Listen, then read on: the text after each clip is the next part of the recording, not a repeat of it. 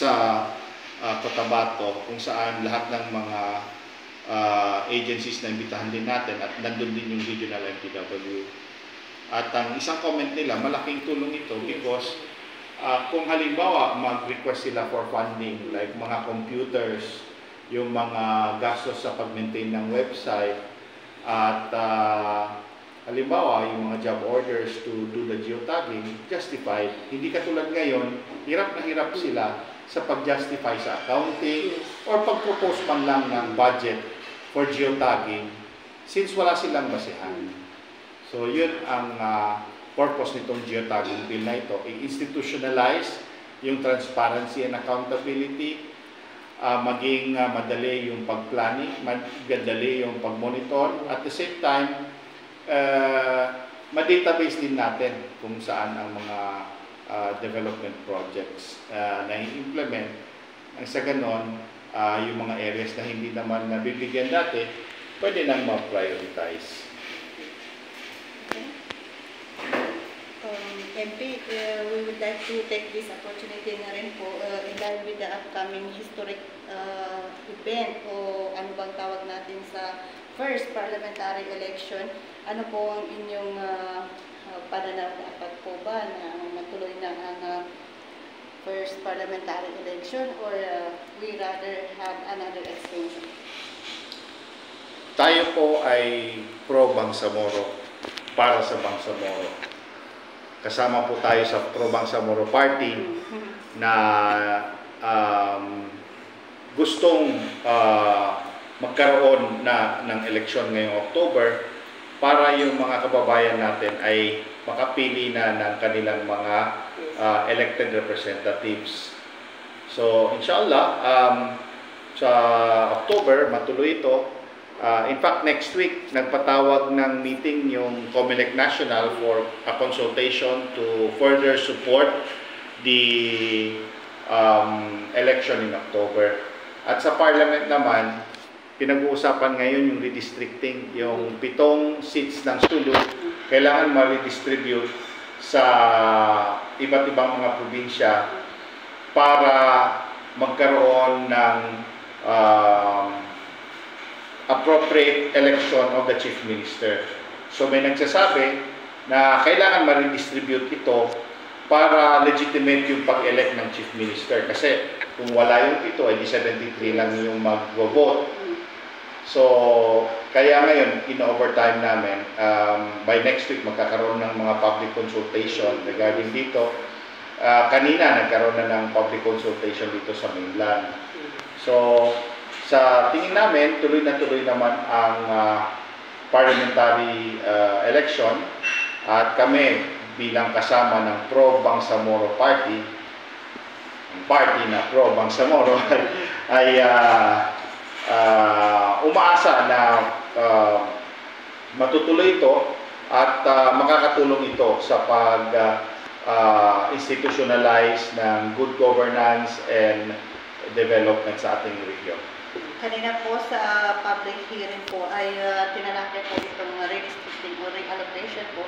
Isa po sa ating resource speaker kanina ay nagsalita, bakit daw po parang atat na atat tayong mabigay sa ibang district yung 7 seats na dapat sana sa Sulu.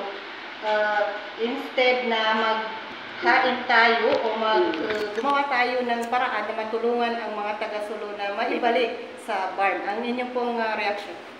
Well, actually may initiative po si Senator Zubiri. In fact, nagkaroon ng Senate hearing doon sa Senado na kinonsulta yung acting mga local government units kung gusto nila bang bumalik, no? So, at based doon sa assessment ni Senator Zubiri, medyo sa ngayon kumbaga in the negative pa. Oo. So, kaya si Senator Zubiri parang nag-hesitate mag-file for the return. Pero hindi natin alam kung kung may newly elected. Pero ang punto po doon, kung magkaroon tayo ng election ngayong October na wala wala pa naman yung batas na magpabalik ng sulog, kailangan ma-redistribute muna yung 7 para magkaroon ng proper election of the Chief Minister. Yun yung advice, no? At nung ginawa yung batas for the extension, it was with the assumption na ma-redistribute yung seats ng sulog. Because yun yung isang basehan kung bakit in-extend by 5 months para magkaroon ng time yung Bangsamoro Parliament na nabigyan ng power to redistribute the parliamentary seats para ma-redistribute sa iba't ibang mga probinsya. So bakit parang nagmamadali? Well, alam naman natin kakatapos lang ng local election. So kakabalik pa lang namin. So ngayon magkakaroon pa kami ng public hearing. Pero ang COMELEC naman medyo gahon siya sa oras because kailangan niya na mag-print ng ballots. At kung mag-print ng ballot, technically dapat ngayong buwan, ngayong June. So kaya na-advisean din kami ng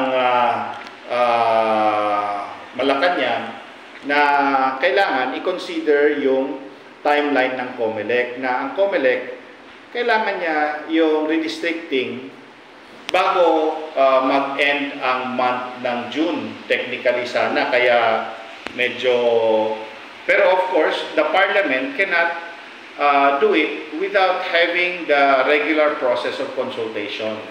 Kaya next week magkakaroon ng simultaneous consultation din sa Tawi-Tawi at Basilan at sa iba't ibang areas, but hopefully by the end of the month or by first week of July, ngay pasa na itong redistricting, then the COMELEC can take charge of printing the ballots and maybe allowing the refiling of candidates for the parliamentary district na naapektuhan. So after po na ma-distribute po yung 7 seats po, nangangahulugan po ba ito na wala na po yung ihaing bill ni Senator Zubiri? Well, pag maghain po kasi ng pabalikin yung sulog at kung na-approve man yan, may power din po silang maglagay ng provision na dadamihan yung 80 seats. Pwedeng gawin ng Kongreso na gawing 87, di ba? Kasi babalik na yung sulog. Opo, kasi hindi naman nag-limit na kailangan maximum 80. Pwedeng it can go beyond 80 depending on the actual population and geographic composition ng Bangsamoro. Kasi malay mo may 2 probinsya na nag-join. Eh di minsan kailangan damihan yung members of parliament to allow for appropriate representation. Okay sir, ang katanungan ko po, so since na approaching na po yung first parliamentary election, ano po yung sa inyong pananaw, ano yung magiging hamon ngayong darating na first parliamentary election sa ating Bangsamoro? Ang pinakamalaking hamon po sa atin ay ang pagpapakilala sa ating mga kababayan na meron tayong parliamentary election. Kasi sa ngayon, nasa level pa ng ano ba yung parliamentary election na yan? Tapos, pagpapakilala ng political party, ano ba yung political party na yan? Tapos, meron pang parliamentary district. So, ang sabi sa research, konti pa lang yung nakakaalam, more than around 20 to 30%. Ibig sabihin, sa loob ng 10, 3 lang ang nakakaalam, yung 7 hindi nakakaalam kung sino bang bobotohin ngayon, yung party ba o yung parliamentary district. Yun yung pinakamalaking challenge. Pangalawang challenge sa mga political party, syempre, pag nagkakaroon ng eleksyon na ganito, alam naman natin na pupunta ka pa lang nga sa mga lugar, napakahirap na. Pero umasa naman kami na ganito talaga ang proseso ng demokrasya. Talagang kailangan mapuntahan yung tao. Pero ang positive naman nito, baka it will allow for more voices na maririnig at it will allow more people to participate through this political party system. Kasi sa ngayon, 7 ang accredited na tumakbo at isa na yung pro-Bangsamoro Party. Sige, ano po ang paghahanda ng pro-Bangsamoro Party para sa first parliamentary election? Ang paghandaan ng pro-Bangsamoro Party is yung mobilize ng ating mga volunteers sa 6 na probinsya at ilang daang na munisipyo at ilang libong barangay. At inaasahan natin na sana ay magkaroon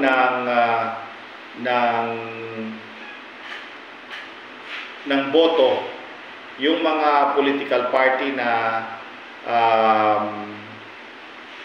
medyo maliit, no? Katulad namin yung Pro Bangsamoro, sapagkat hindi katulad nitong mga pinakamalaking mga political party katulad ng BGC at saka yung BJP. Kami ay nanggagaling sa mga sektor lamang at pero hindi rin ma-underestimate yung katulad naming mga maliliit sapagkat pag inipon-ipon mo yung mga maliliit ay may chance din. So anyway, first parliamentary election ito. Excited kami, at the same time kinakabahan sapagkat alam naman natin ang eleksyon dito sa ating mga lugar ay napakasalimuot, napakahirap at napakagastos. Kaya namin yung salimuot at hirap, pero yung gastos, yun yung nakakatakot. Pero inshallah, doa na lang natin na depende naman sa Allah yung minsan yung tulong at minsan yung dua at minsan yung galaw ng mga volunteers ay nakaka-deliver din ng boses. Okay, my final question, sir, before we end this interview. So, ano po sa tingin din niyo yung nagiging epekto po ng kung sakaling hindi may babalik yung Sulu sa BAR dahil separated na ito? Well, sa ngayon po, talagang separate, outside na ang Sulu sa Bangsamoro. At nakikita naman natin po na ginagawa ng Malacanang at ng leaders ng Sulu ng way ng pag-transition ng Sulu sa ibang region. However, sa ngayon, actually, pinag-uusapan pa namin na dapat mapondohon ulit yung Sulu for 2026 because hindi pa handa yung Region 9. Actually, yung ibang region, yung hindi handa sapagkat kailangan nilang maghanap ng extra na 10 bilyon pang suporta sa Sulu. Sapagkat kung aalis yung Sulu sa Bangsamoro, hindi niya pwedeng dalhin yung 10 bilyon. Kasi yung block grant na yan para sa Bangsamoro region with or without Sulu. So, ang national government ngayon yung nagdadala ng challenge kung saan nila pagkukuhanan ng 10 billion sapagkat alam naman natin, mismong national government ay medyo nahihirapan din sa paghanap ng malaking pondo sapagkat kahit yung mga basic education natin ay nababawasan because nga ang daming pondo na kinakailangan ng national government. Pero naniniwala tayo the wisdom of the leaders ng national as well as the wisdom of the leaders ng region and the wisdom of the leaders of Sulu will ultimately find a way to address this. Pero yun nga, kami ni Attorney Nabiltan, ni Deputy Speaker, ay lagi naming nire-remind na dapat wag pabayaan yung Sulu. Hindi pwedeng hindi natin mapondohan yung mga sweldo by January next year. Kasi ang pinag-uusapan natin ay mahigit 20,000 na mga teachers at hindi naman 20,000 pala, 5,000 teachers at mahigit 500 na regular employees. Okay, maybe wala lang kaming ibang katulungan, sir. Libang kung meron kang panawagan or imparting word sa ating gobyerno.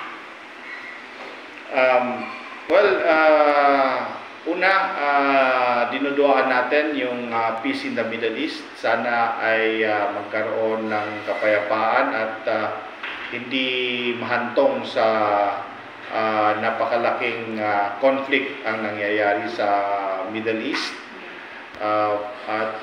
Inshallah din that the national government can ensure a very peaceful and orderly regional election dito sa Bangsamoro. Okay, maraming salamat, sir. So, yan po ang aming panahan kay MP Long dito po sa kanyang